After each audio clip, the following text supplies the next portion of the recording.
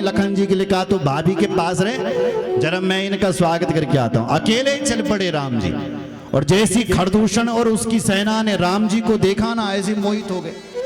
खरदूषण अपनी पार्टी से कहता, अपने लोगों से कहता, अरे रुको रुको रुको रुको रुको रुको, क्या हो गया?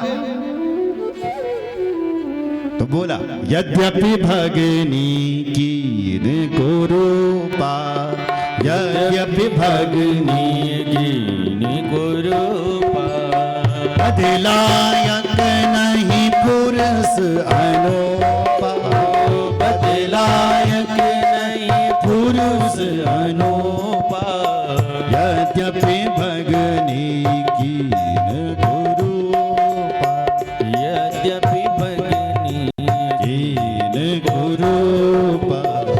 रुको भाई, रुको रुको। खरदूषण कह रहा है, यद्यपि भगनी कीन कुरूपा, भले ही भले इन राम जी ने, इन बनवासी ने, राम तो बोलता ही नहीं था, बनवासी ने हमारी बहन को कुरूपा किया है। यद्यपि भगनी कीन कुरूपा, लेकिन बधलायक नहीं पुरुष अनुपा। फिर भी ये बनवासी बध के योग्य नहीं है। क्यों नहीं है? क्योंकि ये अनुपम पुरुष है, ये प्यारा पुरुष है। इससे आप बता सकते हैं कि राम जी कितने सुंदर होंगे साहब। जब राक्षस भी मोहित हो गए, बोलो जय श्री राम, कितने सुंदर होंगे राम।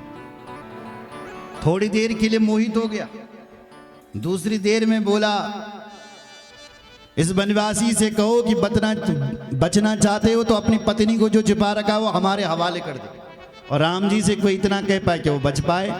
भगवान राम ने मोहिनी बाण चलाया महाराज, और मोहिनी बाण से उसकी सेना ने अपने आप को एक दूसरे को राम समझ लिया, और गोविंद आया नमो नमः। एक दूसरे को राम समझ करके आपस में लड़ पड़ो, सब समाप्त हो गए। भगवान ने अग्नि बाण निकाला और खरदूषण का सीधे धुआं निकाल दिया दोनों भाइयों का।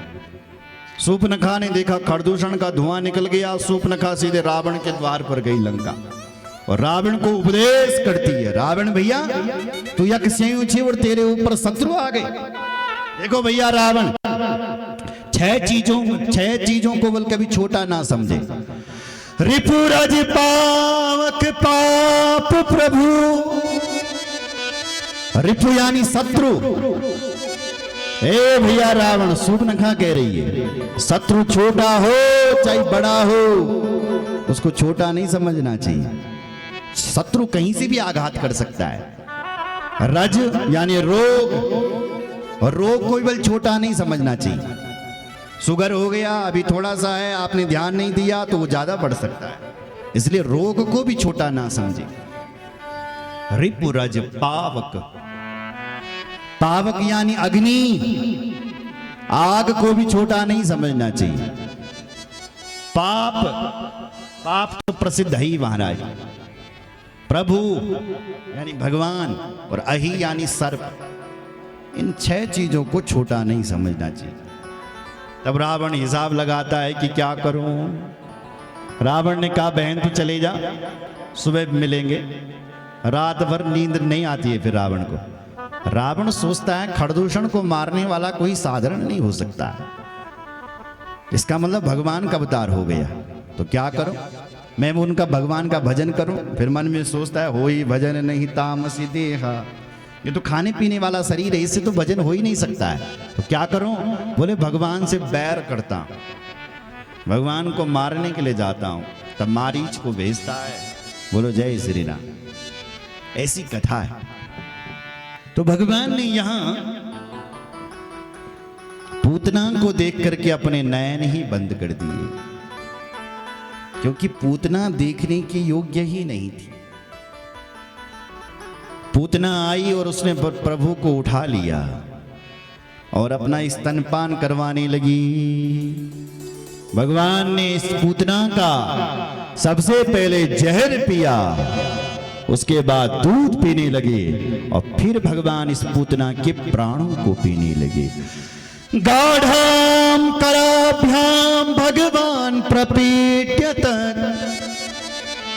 प्राणै समं रोष समन्वितो पिबत, प्राणै समं रोष समन्वितोऽपिवत्। प्रभु ने उस पूतना के प्राणों को पीना शुरू कर दिया है। पहले दूध पिया, पहले जहर पिया, उसके बाद दूध पीने लगे और अब प्राणों को पीने लगे। ये पूतना छपटाई, बेटा छोड़ दे, छोड़ दे, छोड़ दे। भगवान कहते हैं मौसी जी, अपने राम सबसे पहले किसी को पकड़ते नहीं हैं, और हे मौसी, एक बार जब पकड़ लेते हैं फिर छोड़ने वाले नहीं हैं। पूतना चिल्ला रही है, सा मुंचा मुंचालमिति प्रभाषिणी निष्पीड्यमानाखिल जीव मर्मणि विवर्त्य नेत्रे चरणो भुजो मुहुः प्रस्मिन्निगात्र क्षिपतिरुरोधः प्रस्मिन्निगात्र क्षिपतिरुरोधः। कह करके इस पूतना का शरीर धड़ाम दी से नीचे गिरा महाराज। और 6 कोस के, 1 कोस 3 किलोमीटर का होता है, 6 कोस केवल सारे वृक्ष पूतना के गिरने से चकनाचूर हो गए। बोलो भक्त वत्सल भगवान की जय।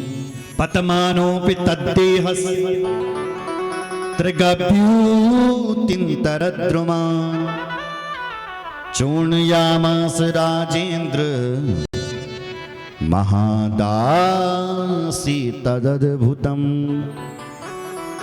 महादासी तदद्भुतम्। 6 कोस की वृक्ष महाराज पूतना का गिरने से बल चकनाचूर हो गए। इतना बड़ो देह पूतना को शरीर थे। ब्रजवासियों ने जब आवाज सुनी तो सोचा क्या हो गया यहाँ।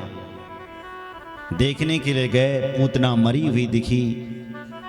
कन्हैया को देखा, भगवान पूतना के ऊपर किलकारियां भर रहे थे, बड़ा शरीर।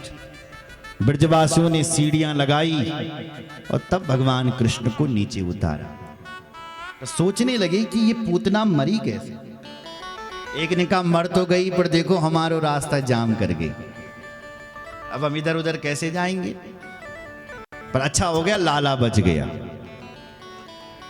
तुरंत मैया ने कन्हैया को उठाया और भगवान को गौशाले में लाया महाराज। और गौशाले में प्रभु का गौमूत्र से स्नान करवाने लग गई।